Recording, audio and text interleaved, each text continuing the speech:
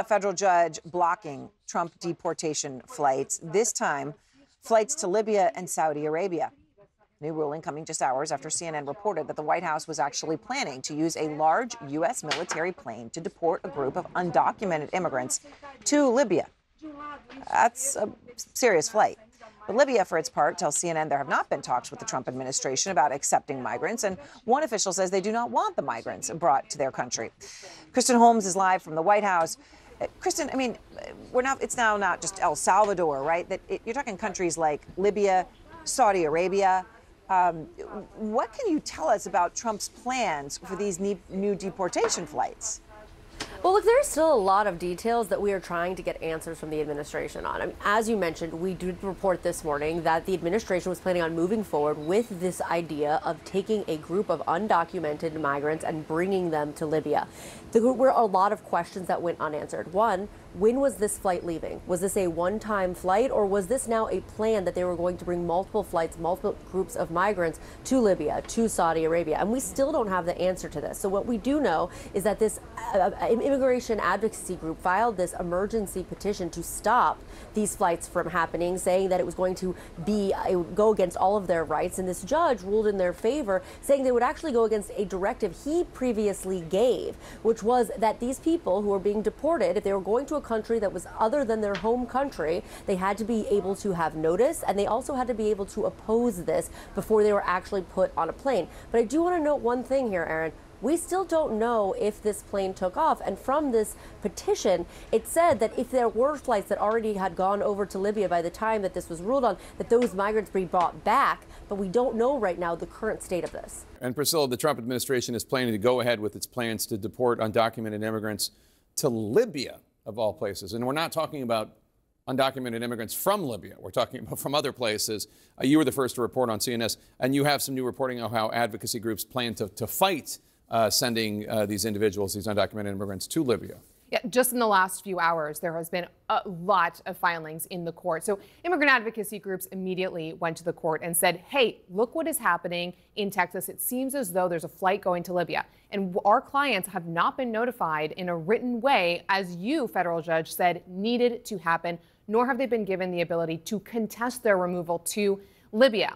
Now, just moments ago, the federal judge weighed in and clarified to the administration, you have to provide written notice. There has to be some time to contest this. And if you don't do that, then it appears that you might be violating this order. So this is still playing out in real time. But there is a lot of concern tonight about these migrants in Texas and whether or not they will be sent to Libya. All right, Priscilla Alvarez, thanks so much. Let's bring in Texas Democratic Congressman Joaquin Castro. He represents the district west of San Antonio. He serves on the House Intelligence Committee. Congressman, good to see you. So you just signed on to a letter alongside dozens of Democrats asking for a Department of Homeland Security investigation into the conditions at migrant detention facilities. The Bulwark was first to report this and says the letter, quote, represents the latest example of a bank shot strategy that the party is taking, the Democratic Party, when it comes to attacking Trump's immigration record, avoiding the larger concept of deportation and instead focusing on the brutality and harshness of Trump's methods, unquote. Is that an accurate description, you think?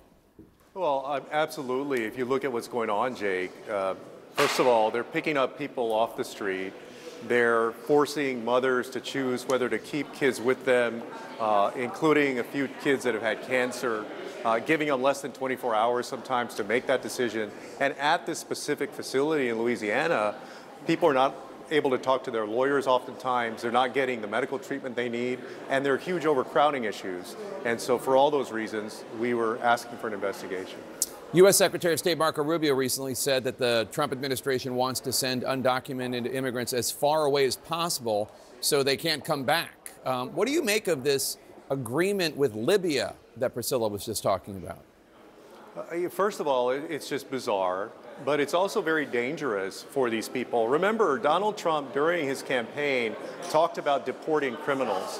And now he's going after kids with cancer, also people that have been here a long time, that have been paying taxes, taking care of their families, some of them that have been running businesses even.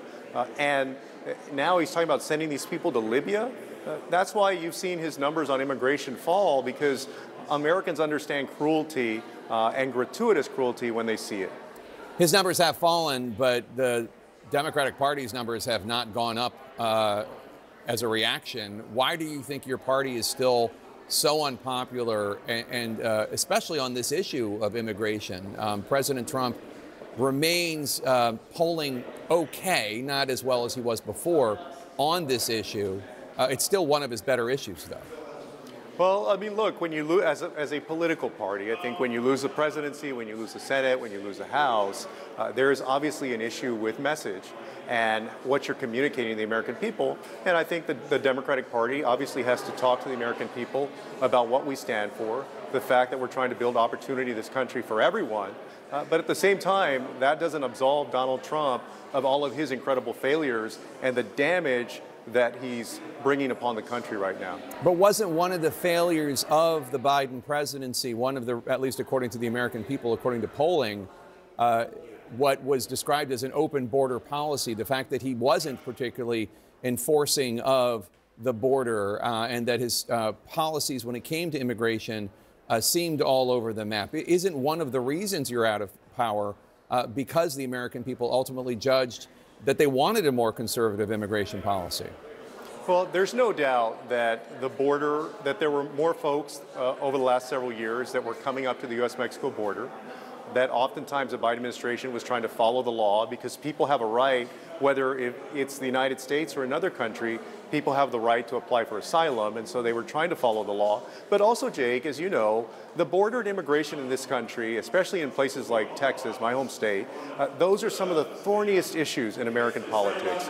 And the Republican Party spent hundreds of millions of dollars trying to convince Americans that every undocumented immigrant, even kids with cancer, are potential serial killers. They spent hundreds of millions of dollars trying to do that. And so, of course, it's a thorny issue. But U.S. Customs and Border Protection data shows, regardless of how thorny this issue is, encounters on the U.S.-Mexico border have plummeted since President Trump took office. Even if you don't agree with the administration methods, don't you think that's a good thing, fewer illegal border crossings?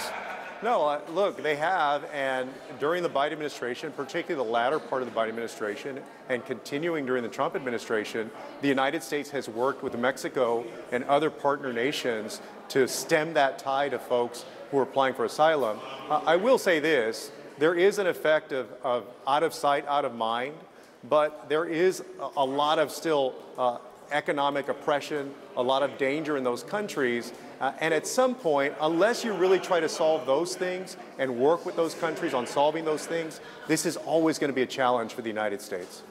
Democrat from Texas, Congressman Joaquin Castro, thanks so much. Good to have you back on the show. Good to be with you.